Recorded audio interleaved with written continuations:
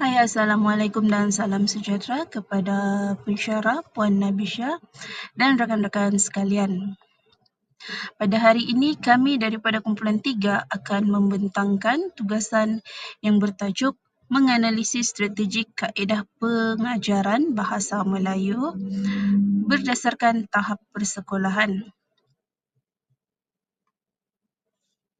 Berikut adalah ahli kumpulan kami terdiri daripada 5 orang. Yang pertama adalah Encik Rodi, yang kedua Stepe Winnie, dan yang ketiga adalah saya sendiri, Sabdina binti Laisu. Keempat adalah Nurul Atika dan yang terakhir adalah Nuraini. Seterusnya, saya akan menerangkan isi kandungan pembentangan kami.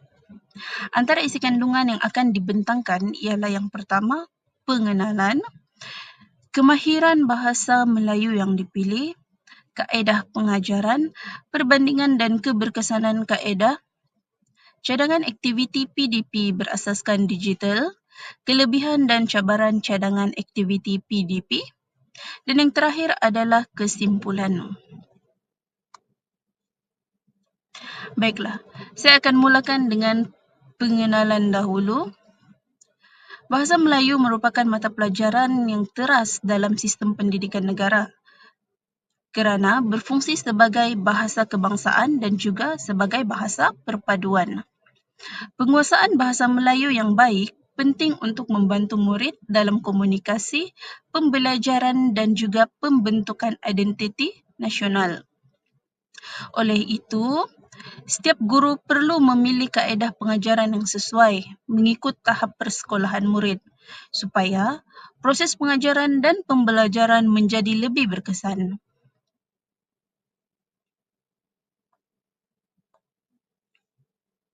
Dalam tugasan ini, kami memfokuskan kepada kemahiran membaca kerana kemahiran ini merupakan asas penting dalam pemerolehan ilmu dan perkembangan bahasa murid.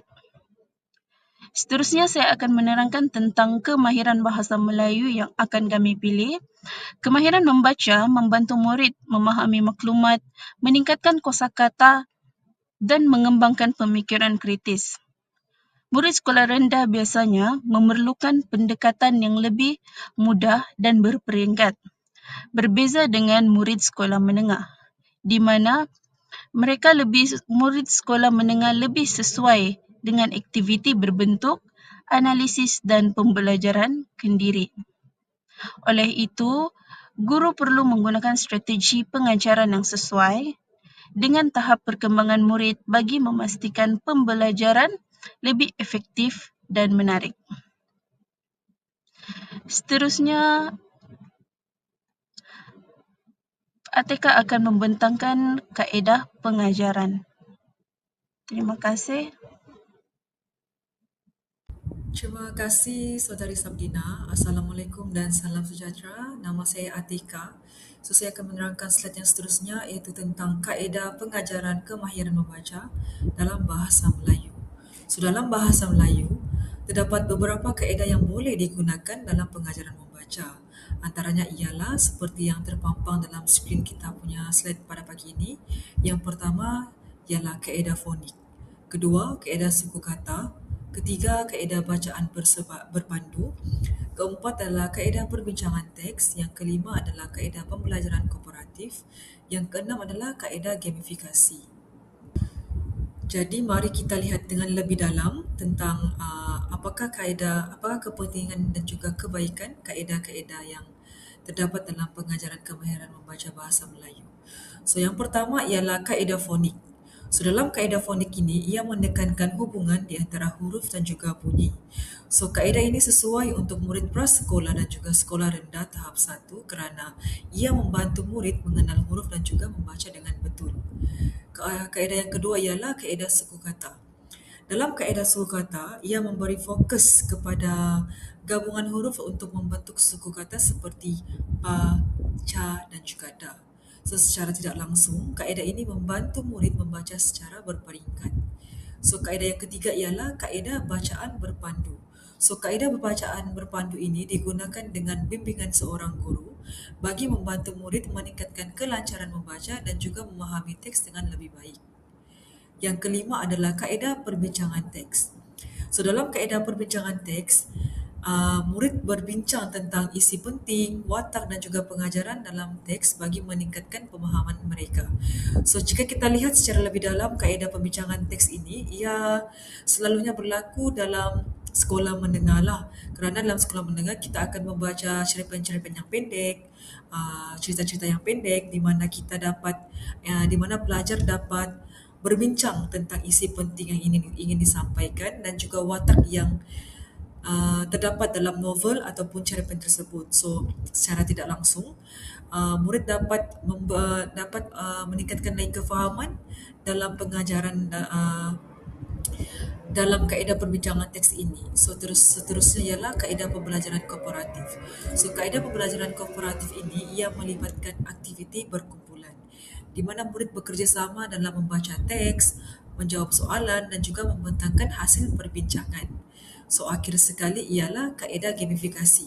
So, kaedah gamifikasi ini dia menggunakan elemen permainan seperti kuis dan juga ganjaran bagi menjadikan pembelajaran lebih menarik dan juga interaktif. So, secara kesimpulannya, setiap kaedah mempunyai kelebihannya tersendiri dan guru perlu memilih kaedah yang sesuai berdasarkan tahap pemahaman murid dan juga objektif pembelajaran. So, bagi memahami dengan lebih jelas lagi tentang perbandingan dan juga keberkesanan kaedah ini, saya akan serahkan slide seterusnya ini kepada ahli kumpulan saya, iaitu Rodi. Sekian dan terima kasih. Terima kasih Atika kerana menerangkan kaedah pengajaran yang selama ini digunakan pakai di peringkat sekolah rendah dan sekolah menengah. Berikut adalah dua kaedah pengajaran yang akan kami terangkan. Saya Rodi akan membentangkan tentang perbandingan dan keberkesanan kaedah fonik dan pembelajaran kooperatif. Kaedah fonik lebih berpusatkan guru dan memberi fokus kepada hubungan huruf dan bunyi. Kaedah ini sesuai untuk murid yang baru belajar membaca kerana membantu mereka mengenal huruf dan suku kata secara sistematik. Sebaliknya, pembelajaran kooperatif lebih berpusatkan murid. Murid belajar secara aktif melalui kerja berkumpulan dan perbincangan bersama rakan-rakan. Dari segi pelaksanaan, kaedah fonik menggunakan aktiviti seperti kad imbasan, lagu fonik dan latihan bunyi.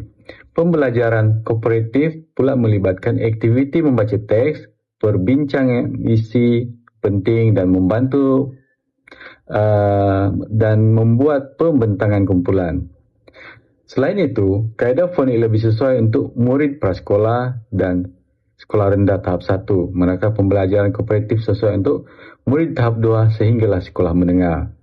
Dari aspek hasil pembelajaran, kaedah fonik membantu murid menguasai asas membaca dengan baik, sementara pembelajaran kooperatif meningkatkan kefahaman membaca, kemahiran komunikasi dan pemikiran kritis murid.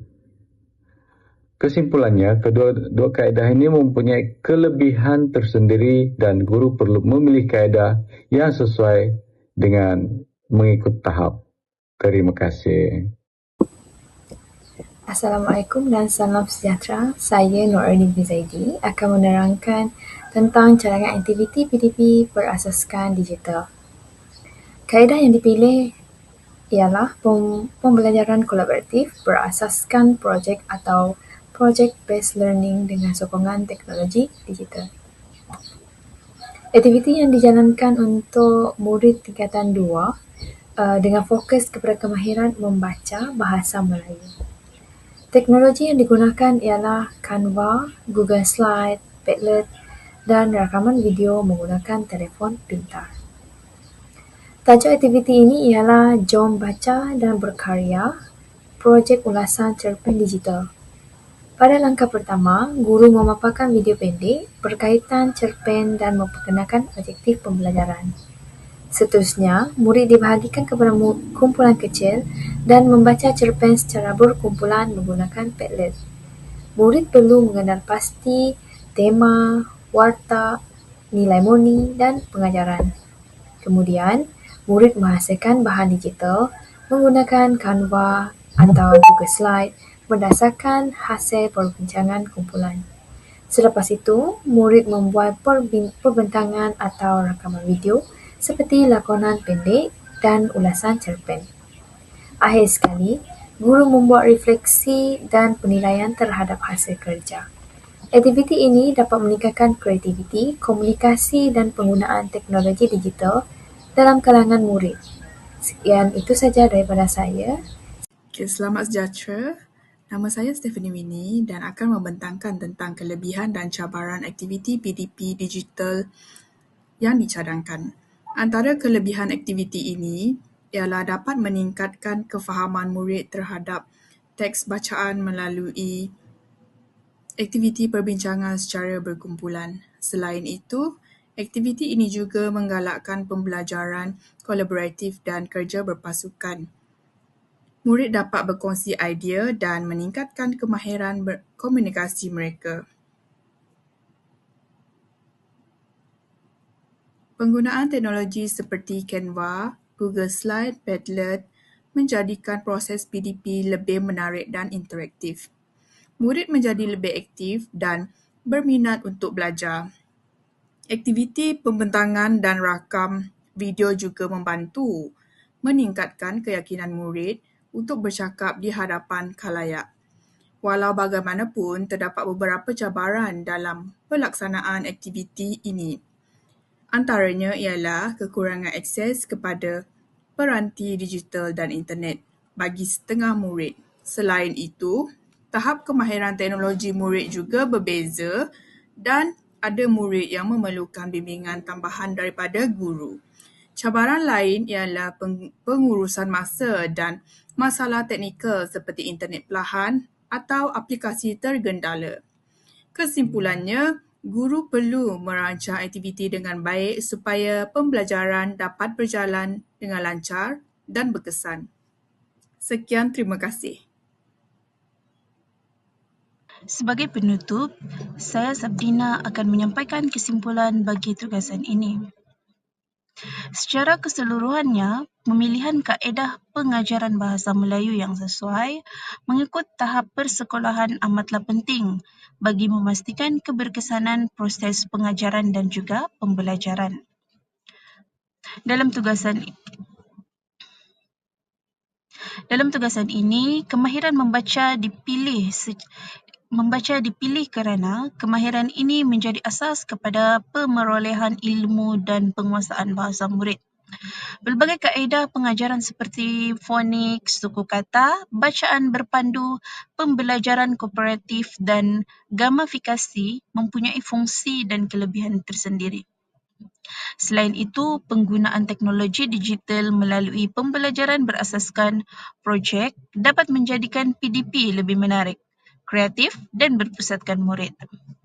Walaupun terdapat beberapa cabaran seperti akses teknologi dan perbezaan kemahiran digital, guru perlu bijak merancang strategi pengajaran yang sesuai dengan keperluan murid.